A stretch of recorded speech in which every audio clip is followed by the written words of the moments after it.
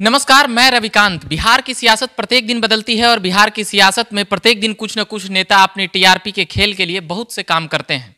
अभी जदयू के युवा नेता हैं हमारे साथ पुरुषोत्तम कुमार, और अभी हम जानेंगे पुरुषोत्तम से कि जीतन राम मांझी जो लगातार बिहार सरकार के लिए फजीहत का विषय बन चुके हैं, उसको किस हिसाब से देखते हैं? आपके घटक दल में है कि आपकी पार्टी के लिए वो एक कमजोरी बन गए हैं और उनको ढोना अब कह सकते हैं आपकी पार्टी के लिए मजबूरी है, या अब ढोना मजबूरी है, या इस प्रकार के गलत राजनीति करने का सलाह हो सकता है कि कोई दे रहा होगा। अब वो तो हमारे जेडीयू के बड़े नेता समझेंगे, लेकिन हाँ, जिस प्रकार से जीतन राम मांझी जी बयान देते आ रहे हैं, इस बयान पे हम पार्टी के रूल और रेगुलेशन को तोड़कर भी इनका विरोध करेंगे और खुले तौर पर इनका विरोध करेंगे, चाहे जदयू में रहते हुए। बिल्कुल, मैं गलत थोड़े कर रहा हूं। जीतन राम मांझी जी एनडीए में रहकर समाज को गाली दे सकते हैं, अब मैं स्वर्ण प्रकोष्ठ में रहकर स्वर्णों के आवाज बन गया तो मैं थोड़े गलत कर रहा हूं। हम तो सही कर रहे हैं, हम स्वर्ण प्रकोष्ठ में है ना। आज मांझी जी बोले हैं ना कि जो ये मीडिया वाला लोग है ये सब हमसे बुलवा लेता है गलत गलत बात, और ये सब तमाम बातें कर रहे थे। आप भी मीडिया वाले हैं ना, हमसे गलत बुलवाइए, हम बोल सकते हैं। ये मूर्ख उनको बनाएंगे जो पढ़ा लिखा नहीं है। ये बुद्धिजीवी समाज है, जिस समाज को आप गाली दे वो बुद्धिजीवी समाज से आता है। इसको आप मूर्ख बना लीजिएगा। मीडिया वाला किसी को बुलवा देता है, ड्रामा बतियाते हैं, उसमें मीडिया वाला था जो आप खुले मन से चिल्ला रहे थे। जीतन राम मांझी जी, आप झूठा है और दूसरे को कहते हैं कि झूठ हमारे यहां नहीं है खाए। कितना झूठ बोलते हैं ये, खुले तौर पे झूठ बोलते हैं, गिर गिर की तरह रंग बदल देते हैं हमेशा। जीतन राम मांझी जैसे कि आज भोज भी दिए, उसको किस हिसाब से देखते हैं? पहले एक बार गाली देते हैं, फिर भोज देते हैं। आप देखिए, कहा जाता ना कि जब देहाती भाषा में जाता है कि खिसियानी बिलाई खंबा नोचे, वही इनका हाल हो गया है। जीतन राम मांझी जी का गाली दिए तो ये देखे कि पूरे बिहार में विरोध प्रदर्शन शुरू हो गया। अब इनको लगा कि हमको कहीं जाना भी उचित इस समय नहीं है, तो अब ये खाना खिलाने लगे बिना माफी मांगे हुए। और खाना खिलाने में भी हम वीडियो देख रहे थे किसी चैनल के माध्यम से, तो देख रहे थे कि अंदर भी धक्का मुक्की किया जा रहा है लोगों पे, और मीडिया वालों को जो ब्राह्मण भोजन करें उनसे सवाल करने पर भी रोका जा रहा है। आखिर क्यों? क्या आप पैसे से लाए थे ब्राह्मण को बुलाकर? हाँ, ये सच्चाई है कि आप पैसे पलाए थे, क्योंकि खाने के बाद सब आपस में झगड़ना शुरू कर दिए कि हमको तो इतना पैसा पिलाया गया और इतने पैसा मिलता है। मतलब मार हो गया। बिल्कुल। और भोज में अपने पार्टी के लोग के बैठा के कुछ लोग के सर्टिफिकेट हुआ था क्या कि ब्राह्मण सब खा रहे थे। अब ये तोपने का जो काम कर रहे हैं गाली देकर, अब ये मामला सुलझने वाला नहीं है। आपको खुले मन से माफी मांगना होगा, तब जाके मामला शांत होगा। उनका प्रवक्ता कहता है कि कुछ हरामी लोग हम लोग को हरामी बोलता है, भोजन भी कराता है फिर हरामी बोलता है। पहले दिमाग सही कर लीजिए जीतन राम मांझी, और अपने प्रवक्ता को दिमाग सही करवा लीजिए, उसके बाद बोलने की सीखिए। आप दूसरों को नसीहत देना बंद करिए, क्योंकि अपने अंदर बहुत गलत है। आपकी पार्टी के अंदर ही बहुत सारे गलत लोग हैं, आप भी गलत हैं। गलत के साथ तो गलत ही रहेगा ना।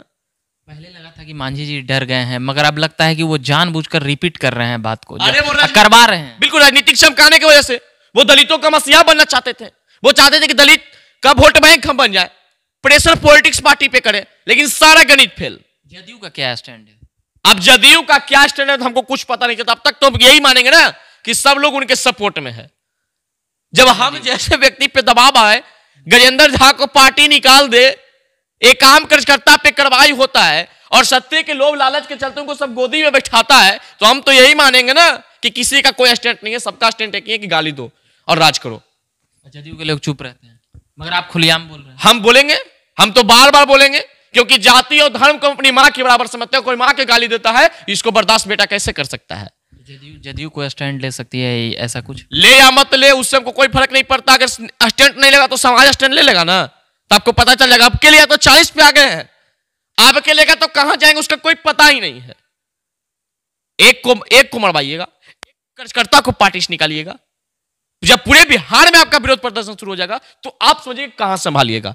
अभी जीतन राम मांझी भोज देने के पहले बोले थे कि इस भोज में वही लोग आएंगे जो मीट मछली नहीं खाए हों, जो घूस नहीं लिए हों या गलत काम नहीं किए हों।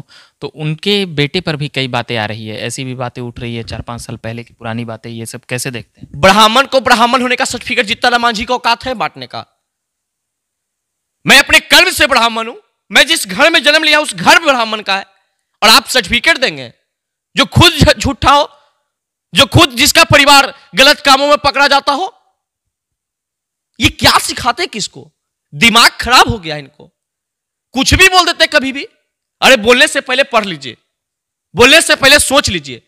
ये गलत राजनीति बिहार को करके लोग पूरे बिहार को पूरे देश में बदनाम करने का काम कर रहे हैं। ये बिहार का पूर्व मुख्यमंत्री थे, और मुख्यमंत्री को इस प्रकार का बयान शोभा देता है क्या? पूरे बिहार के बारे में पूरा देश हंसी उड़ाता है कि बिहार में ऐसे ऐसे लोग को मुख्यमंत्री बनाता है कि कुछ भी हो ना, आप सुना जे मन में आए जे बोल दिए। ये नाटक के पाठ है। अभी एक और आज ही की खबर है, कल रात की खबर है, सुन रहे थे। उपेंद्र कुशवाहा ने, जो आपके पार्टी के संसदीय बोर्ड के काफी अहम अध्यक्ष हैं वो संसदीय बोर्ड के आपके, और वो इस तरह से बात कर रहे थे कि बीफ खाना चाहिए, ये वो बीफ पर उन्होंने ज़्यादा जोर दे रहे हैं। तो इसको किस हिसाब से, क्या नीतीश कुमार प्रो प्लानिंग है? क्या नीतीश कुमार ऐसे लोगों को सह देते हैं? ये तमाम बातें अभी उठ रही है। प्री प्लानिंग है कि नहीं है वो तो हम नहीं जान सकते हैं, लेकिन इस प्रकार के अगर लोग बोलते हैं तो वो बहुत गलत बात बोल रहे हैं। क्योंकि हिंदू धर्म में गाय को पूजा किया जाता है, गाय पूजनीय है। किसी भी धर्म में किसी भी जीव को हत्या करना कितना बड़ा अपराध है, अब वो अपराध को करने के लिए सब लोग को सलाह देते हैं। एक बिहार के संसदीय बोर्ड के अध्यक्ष, पूर्व में केंद्र के मंत्री रहे, शिक्षा में मंत्री रहे, वो भी कैसे, इनको सोच पे हमको हंसी आता है कि आप कैसा शिक्षा मंत्री थे और कैसा शिक्षा बिहार के लोगों को दे रहे हैं। हम सरकार से मांग करते हैं कि गौ हत्या रोका जाए बिहार में, और गौ हत्या पर एक कानून बने। और इस प्रकार को जो बोलते हैं वो समाज कभी बर्दाश्त नहीं करेगा, हिंदू धर्म कभी बर्दाश्त नहीं करेगा। हमारी माता गाय पूजनीय है, हमारे गाय पूजनीय माता है। मैं गाय को पूजा करता हूं, कोई गाय के काट के खाने की बात करेगा, मैं बर्दाश्त नहीं करूंगा कभी। ये कभी नहीं बर्दाश्त होगा, चाहे किसी भी पार्टी का लोग हो, कोई बर्दाश्त नहीं चलेगा इस पे। ये बात कर रहे थे हम पुरुषोत्तम से, जो काफ़ी बेबाकी से बात रखते हैं, अभी जदयू में स्वर्ण प्रकोष्ठ में हैं, और तमाम बातें हम सुनाते रहेंगे। इसके बाद हम सुनाएंगे लिपि सिंह से जुड़ी हुई और सहरसा में पप्पू देव की मौत या हत्याकांड को लेकर अभी जो बातें उभर रही है उसको लेकर भी हम जानेंगे जदयू के इस युवा नेता से।